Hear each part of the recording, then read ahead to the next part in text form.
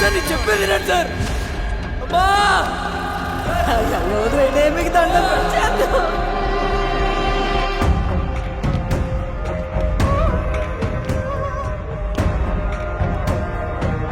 ఇది complaint.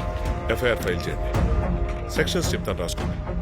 Section 366A, procuration of a minor girl.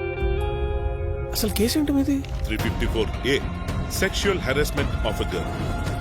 354B, criminal force against a girl.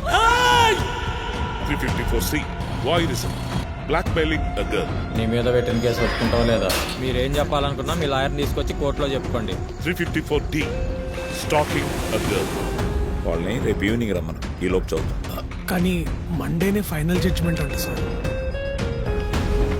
And section 11 and 12 of POCSO act. ఏంటే ఇది? ఏంటి case కట్టారా పగబట్టారా? ఈ section ఏంటి? Accused ఎవరు? మా తమ్ముడు లాంటోడు సార్. ఏంటి?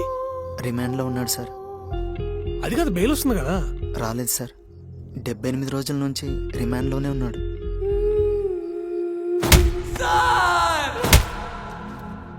అమ్మా నా షర్ట్ ఇస్త్రీ చేసావా?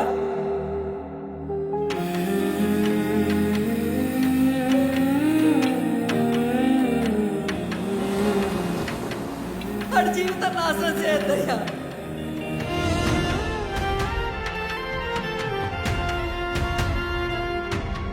నాకు నీ మీద నమ్మకం ఉంది.